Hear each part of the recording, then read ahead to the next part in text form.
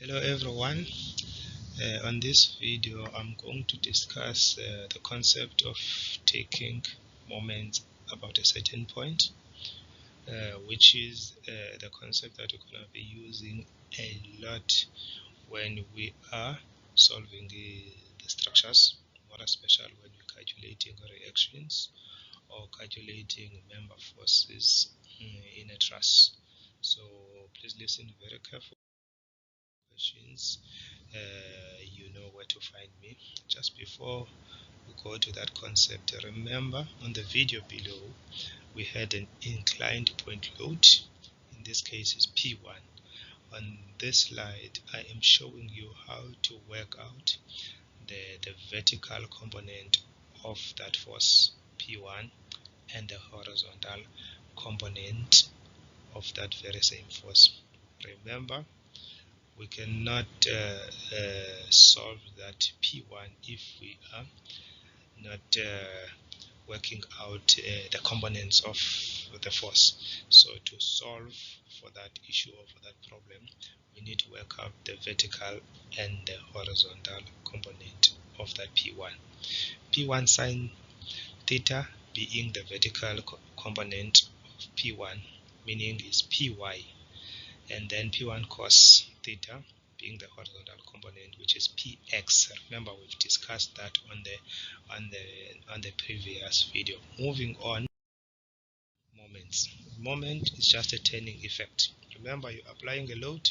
If you are not applying a load through the center of whatever action of center, obviously you will develop moments in that beam or in that frame.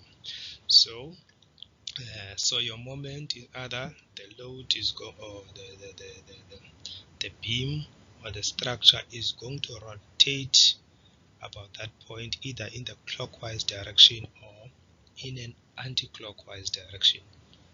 Please remember that moment either going anti-clockwise or clockwise about a certain point. Again, when working out the moment, remember is the force. In this case is P1 times the perpendicular distance. Perpendicular distance being that distance as x1 from the line of action of that force P1 to where you are taking moments or you are calculating moment. In this case we are taking moments about A, so the force P1 has a perpendicular distance of x1 to point A. In this case, if you look now, how P1 is rotating point A is rotating clockwise. Hence, in that equation there, I'm saying sum of moments about A, sum of moments about A is equal to P1 times x1 going in the clockwise direction. That the rotation, very important guys, because if you mess up the rotation, your signs are going to be messed up, then everything is going to be a problem. So it's very important.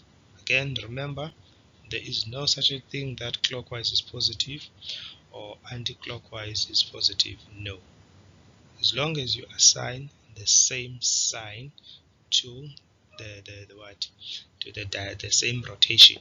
If they all go in the clockwise direction, you can assign positive.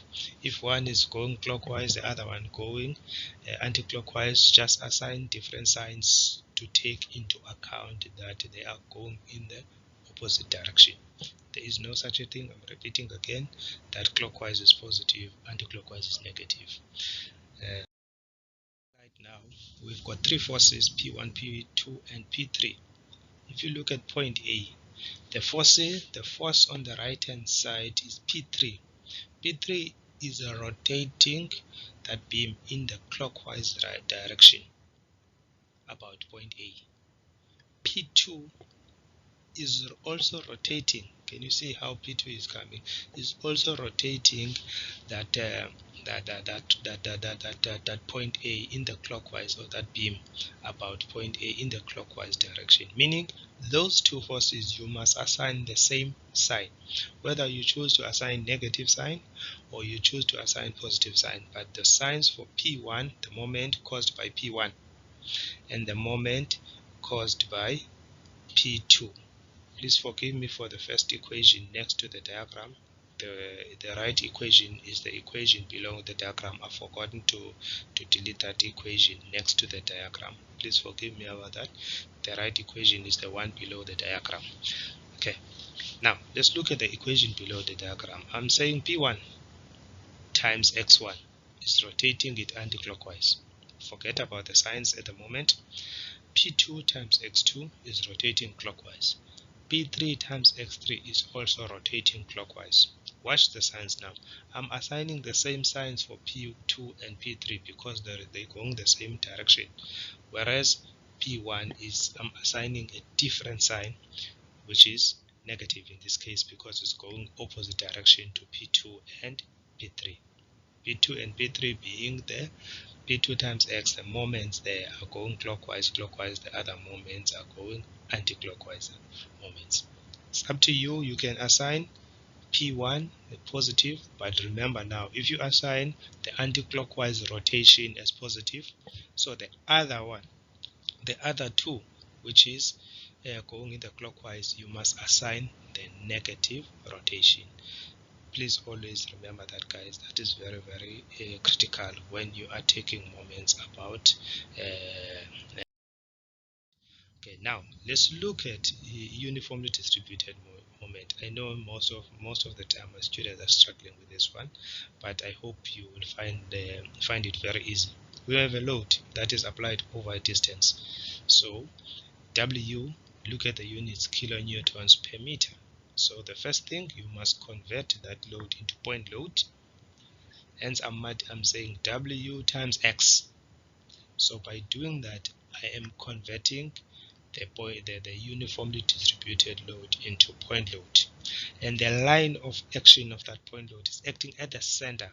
So the center, that line, the hidden line, or the dotted line, is not the dotted line, sorry, it's the hidden line that I'm showing there in that diagram, is showing that W times X is acting there, halfway there.